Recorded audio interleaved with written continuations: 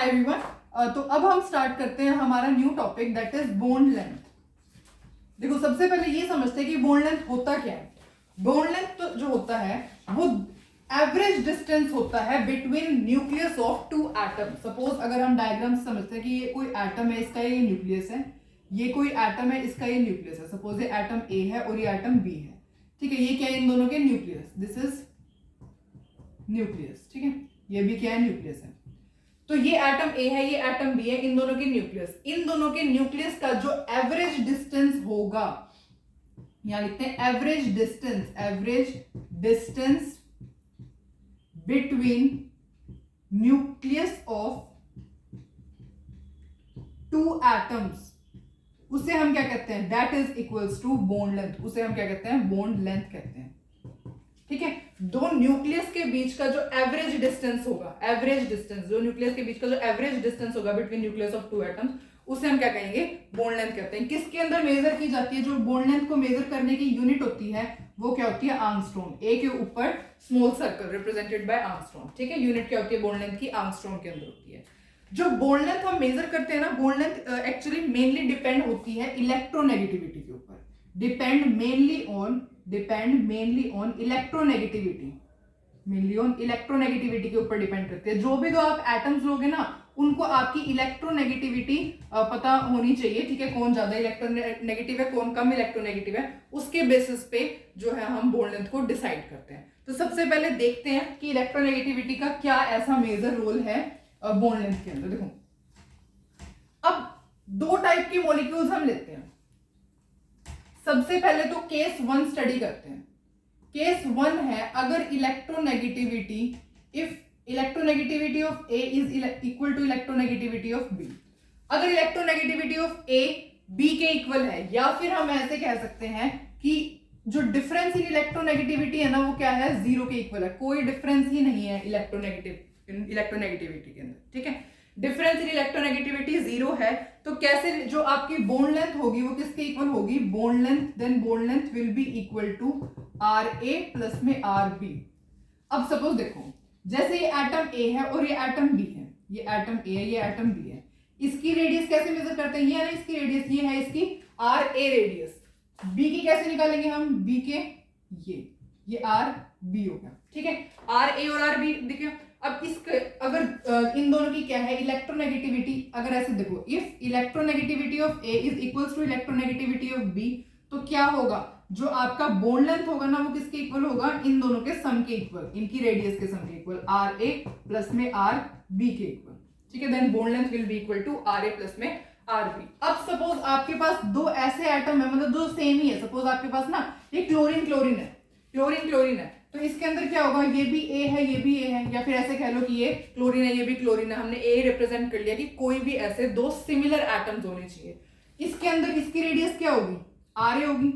इसके अंदर ये भी रेडियस सेम ही होगी, क्योंकि सपोज क्लोरीन है, क्लोरीन को आप 3 सपोज एटम ले लो क्लोरीन के, उनकी रेडियस तो सेम ही होगी ना। जितना बड़ा क्लोरीन है वो 3 एटम उसके सेम ही इक्वल लेंथ के होंगे, है ना।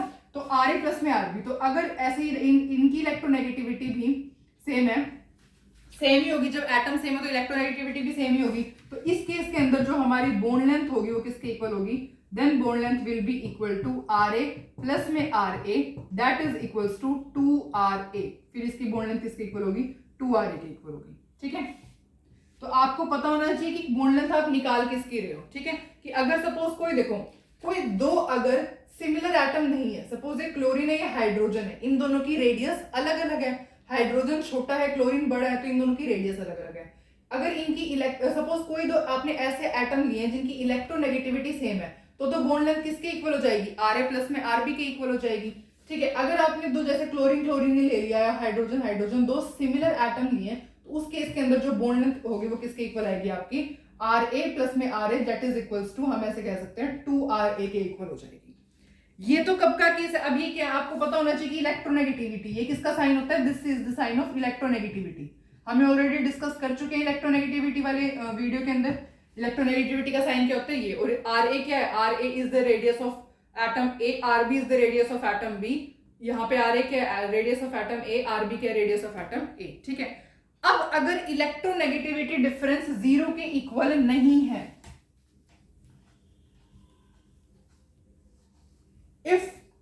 Electronegativity difference, if electronegativity difference is not equals to zero, वो जीरो के इक्वल नहीं है, कोई भी तो ऐसे एलिमेंट है जिसके अंदर इलेक्ट्रोनेगेटिविटी डिफरेंस जीरो के इक्वल नहीं है, तो जो आप बॉन्ड लेंथ कैलकुलेट करोगे वो किसके इक्वल आएगी? देखो आर ए प्लस में आर बी, आर ए क्या है?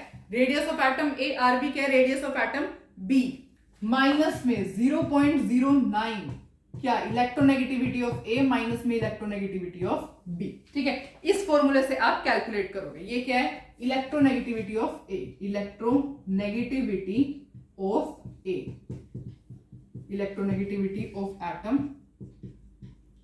ए। सिमिलरली ये क्या है? Electronegativity of atom B. ये क्या है? रेडियस ऑफ एटम है। ये क्या है? Radius of atom B.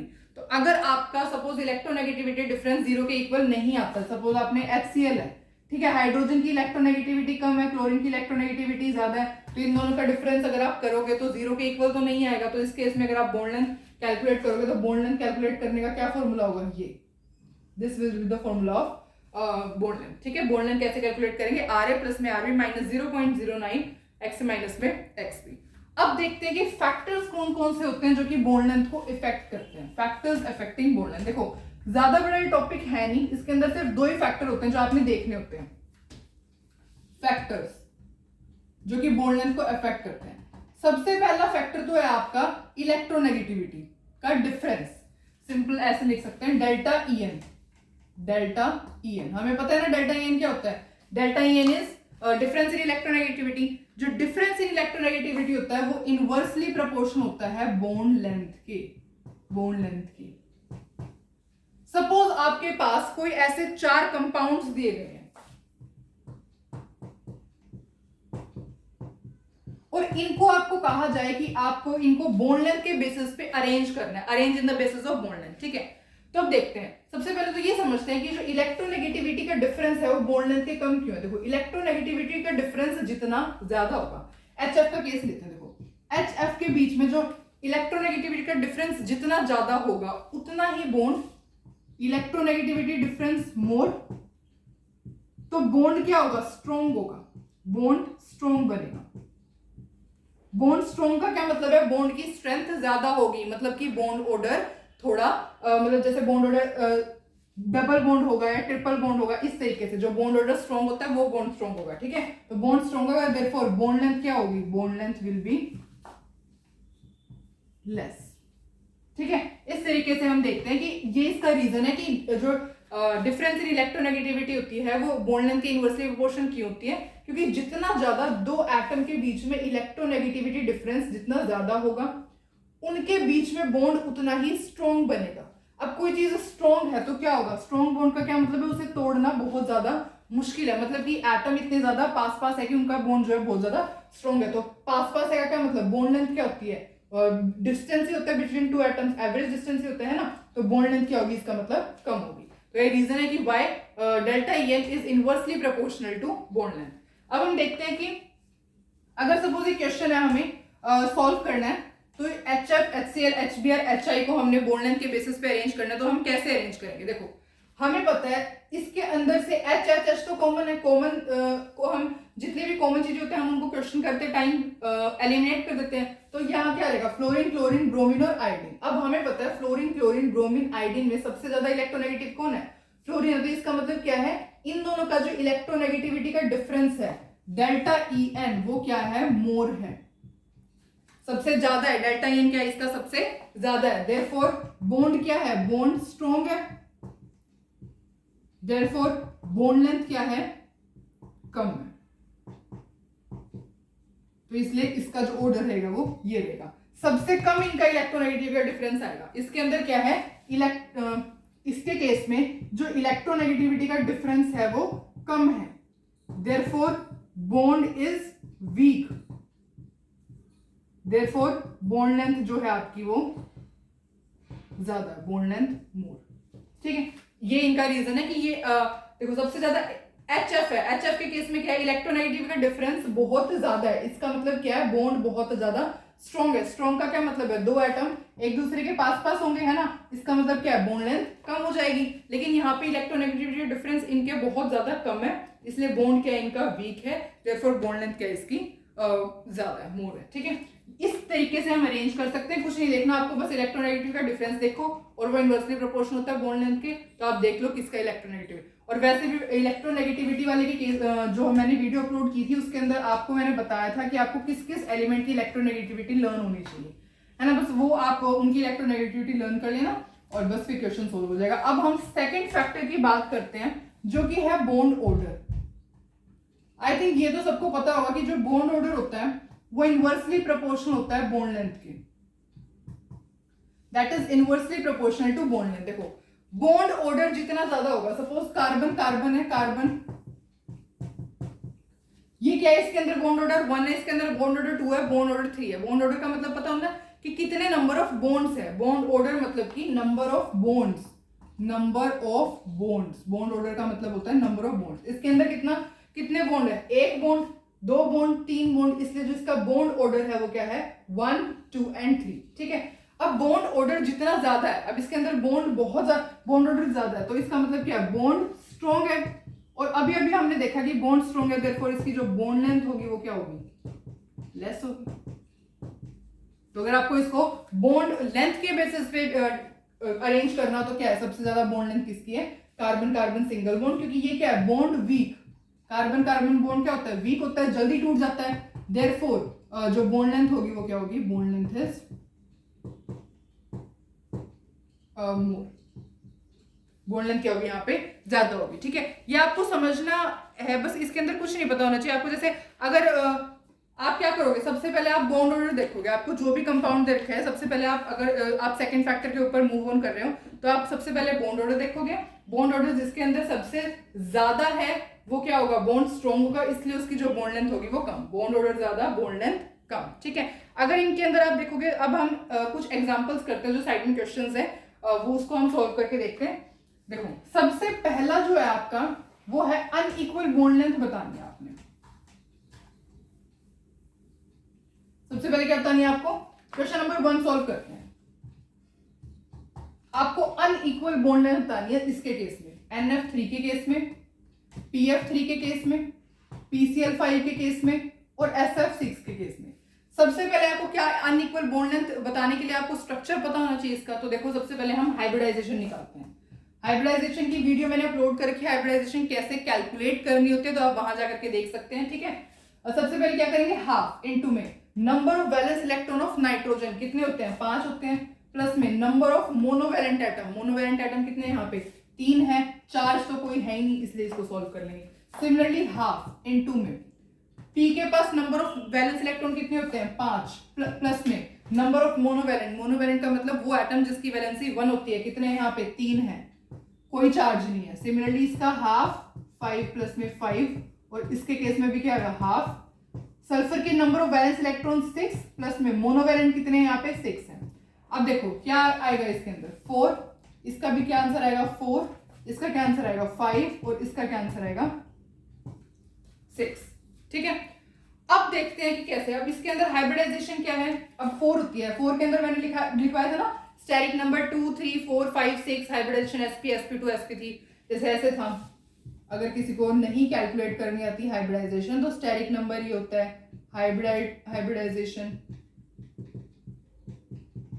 ऐसे होता है ना sp sorry steric number 2 3 4 5 6 sp sp2 sp3 sp3d और sp3d2, ठीक है। तो यहाँ पे स्टेरिक नंबर क्या है 4, हाइब्रिडाइजेशन कितनी हो जाएगी sp3, इसकी भी कितनी है sp3 5 है, स्टेरिक नंबर 5 है, हाइब्रिडाइजेशन क्या हो जाएगी sp3d 6 है, स्टेरिक नंबर 6 है तो हाइब्रिडाइजेशन क्या हो जाएगी sp3d2।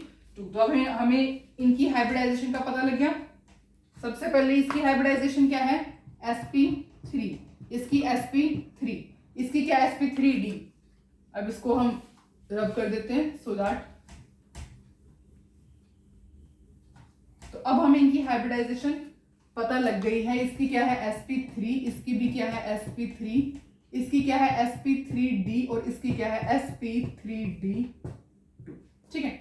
अब देखो आपको ये पता होना चाहिए कि जो sp3 होता है, sp3 के केस में क्या होता है टेट्राहेड्रल ज्योमेट्री होती है, टेट्राहेड्रल ज्योमेट्री होती है, इन दोनों के केस में क्या टेट्राहेड्रल, और टेट्राहेड्रल ज्योमेट्री के अंदर all bonds are of equal length, all bonds are equal, सारे बॉन्ड्स क्या होते हैं, इक्वल होते हैं। sp3d2 के अंदर कौन सी ज्योमेट्री होती है, ऑक्टाहेड्रल ज्योमेट्री होती है, ऑक्टाहेड्रल के भी सारे बॉन्ड्स इक्वल होते हैं, all bonds are equal, all bonds are equal. हमने ऑलरेडी जब हाइब्रिडाइजेशन ज्योमेट्री स्ट्रक्चर वाले कैलकुलेट करा था उस वीडियो में, हमें पता है कि टेट्राहेड्रल में क्या होता है, जितने भी बॉन्ड्स होते हैं वो इक्वल होते हैं।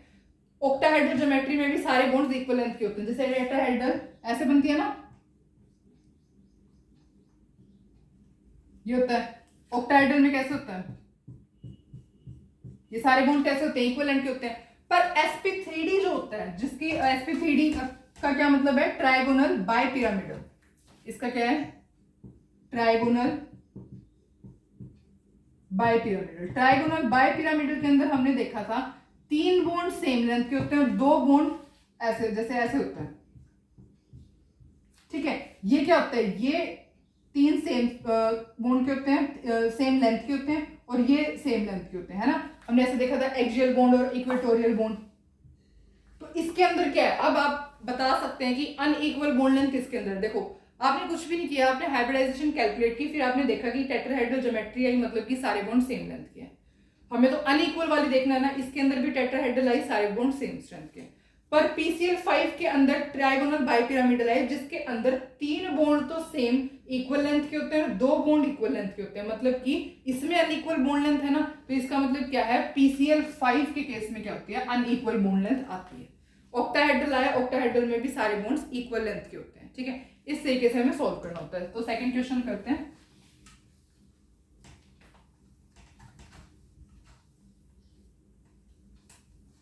अब सेकंड के अंदर क्या है, NF3, ClF3, BF3 और AlF3। देखो NF3 का तो अभी हमने ड्रॉ किया, क्या होता है, sp3 हाइब्रिडाइजेशन। बेस का करते हैं हाफ इनटू में number of valence electron of chlorine 7 plus में number of monovalent 3, half into में number of valence electron of boron. Boron का क्या होता है, hydrogen, helium, lithium, beryllium, boron क्या होता है 5 ना, कितने होते हैं 3 प्लस में 3, हाफ। इसके अंदर भी एल्यूमिनियम के अंदर 3 प्लस में 3। ऐसा आपको वैलेंस इलेक्ट्रॉन पता होना चाहिए, एल्यूमिनियम के अंदर कितने होते हैं, एटॉमिक नंबर एल्यूमिनियम का कितना होता है, एटॉमिक नंबर ऑफ एल्यूमिनियम कितना होता है 13। कैसे लिखोगे, 2 8 3। वैलेंस इलेक्ट्रॉन कितने होंगे 3, इसलिए यहाँ पे 3 आया। नंबर ऑफ मोनोवैलेंट एटम्स कितने हैं 3, ठीक है। अब हम इसको कैलकुलेट करते हैं, इसकी हाइब्रिडाइजेशन क्या आएगी, देखो इसकी तो 5 आएगा इसका आंसर, इसको सॉल्व करोगे तो क्या आएगा 3 आएगा, इसको सॉल्व करोगे क्या आएगा 3, ठीक है। अब देखो ये क्या है, अभी लिखवाया था ना स्टेरिक नंबर sp होता है तो 2 होता है तो sp3 होता है तो आपका sp2, ठीक है। इस तरीके से तो 5 है तो क्या आएगी हाइब्रिडाइजेशन sp3d, इसके अंदर sp2, इसके अंदर sp2, ठीक है। अब सबसे पहले आपने क्या किया, आपने हाइब्रिडाइजेशन कैलकुलेट कर ली, इसके बेसिस पे हम स्ट्रक्चर ड्रॉ कर सकते हैं। देखो अभी हमने देखा sp3 क्या होती है, sp3 एक टेट्राहेड्रल ज्योमेट्री होती है, जिसके अंदर क्या होता है, सारे बॉन्ड्स इक्वल लेंथ के होते हैं। sp3d एक क्या होती है, trigonal bipyramidal, trigonal bipyramidal geometry होती है, जिसके अंदर सारे बॉन्ड इक्वल लेंथ के नहीं होते हैं। अब bf3 और alf3 के केस में देखते हैं। देखो sp2 इसके अंदर क्या होता है, ये होता है ट्राइगोनल प्लेनर शेप के। कैसे होते हैं, ट्राइगोनल प्लेनर शेप के। अब हम इसे रख देते हैं,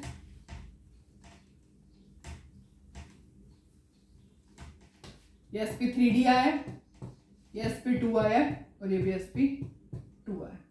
देखो अब हमें ये तो पता लग गया कि टेट्राहेड्रल के अंदर है। टेट्राहेड्रल देखो सबसे पहले sp3 तो है, पर इसकी टेट्राहेड्रल इसकी शेप क्या होती है, इसकी शेप पिरामिडल होती है, क्योंकि इसके पास क्या है, लोन पेयर आएंगे, लोन पेयर आएंगे ना नाइट्रोजन के ऊपर ऐसे, तो इसलिए पिरामिडल। अब इसके अंदर भी क्या होता है, सारे बॉन्ड सेम स्ट्रेंथ के होते हैं, सारे नीचे वाले बॉन्ड सेम स्ट्रेंथ नहीं सॉरी इक्वल लेंथ के होते हैं ना। sp3d के अंदर इसके अंदर तो अनइक्वल बॉन्ड लेंथ आती है, तो हमारा आंसर तो यहाँ से आ चुका है, अनइक्वल बॉन्ड लेंथ इसकी होती है, और हमें यही बताना था अनइक्वल बॉन्ड लेंथ यहाँ पे ClF3 की आएगी, ठीक है। पर हम इसको सॉल्व कर लेते हैं। अब इसके अंदर क्या है, BF3, इन दोनों की क्या है, ट्राइगोनल प्लेनर शेप है, trigonal planar shape. Trigonal planar shape होने की वजह से कैसे होगी ट्राइगोनल प्लेनर शेप, ऐसे है ना। ये कैसे है, कितना एंगल होता है इनके बीच का, 120 डिग्री एंगल होता है ईच। सारे बॉन्ड क्या है, सेम इक्वल लेंथ के हैं, देयरफॉर सारे बॉन्ड इक्वल लेंथ के होने की वजह से जो अनइक्वल बॉन्ड लेंथ होगी वो किसके अंदर होगी, ClF3 के अंदर होगी, ClF3 के अंदर, ठीक है।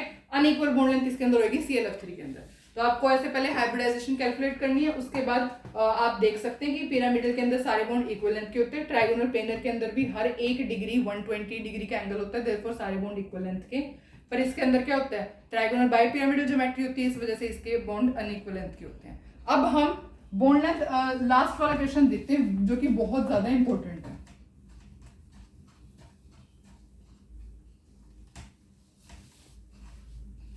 Answer number 3, CO, CO2, CO3, 2 negative. देखो इसके अंदर आपको स्ट्रक्चर पता होना जरूरी है कि इनका स्ट्रक्चर क्या होता है। देखो जो अगर आप CO का बनाओगे तो C ट्रिपल बॉन्ड O होता है इसका स्ट्रक्चर, ठीक है। इसके अंदर क्या होता है, C डबल बॉन्ड और डबल बॉन्ड। इसके अंदर क्या होता है, ऐसा स्ट्रक्चर होता है इसका। ये जो है ये सिंगल स्ट्रक्चर है इसका ये सिंगल स्ट्रक्चर, सिर्फ एक ही स्ट्रक्चर होता है।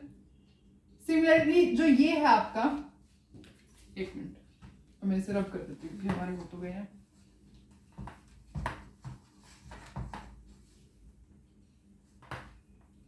जो ये है आपका, इसका भी क्या है, इसका भी सिंगल स्ट्रक्चर और इसका भी सिंगल स्ट्रक्चर होता है। पर जो आपका CO3 2 नेगेटिव है ना, इसका जो है रेजोनेटिंग स्ट्रक्चर आते हैं, इसके क्या आते हैं, रेजोनेटिंग स्ट्रक्चर। कैसे, ये जो तीनों के तीनों बॉन्ड्स है ना, ये आपस में क्या करते रहते हैं, रोटेट करते रहते हैं, ठीक है। जैसे ये 1 2 3 4 5 6,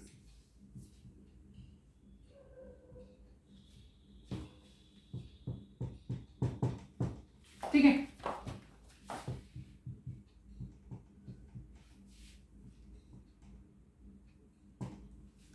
देखो इस तरीके से आपको स्ट्रक्चर पता होना चाहिए। सबसे पहले CO का जो होता है वो सिंगल स्ट्रक्चर होता है, CO2 का भी सिंगल स्ट्रक्चर होता है, पर CO3 2 नेगेटिव का रेजोनेटिंग स्ट्रक्चर होता है। तो इसके केस में कैसे निकालते हैं हम बॉन्ड ऑर्डर, सबसे पहले हम कैलकुलेट करेंगे, जैसे इसके अंदर निकालते हैं। सबसे पहले देखो टोटल बॉन्ड्स क्या होते हैं, टोटल बॉन्ड्स इसके अंदर कितने हैं, टोटल बॉन्ड्स है इसके अंदर 4, 1 2 3 4, 4 टोटल बॉन्ड्स हैं।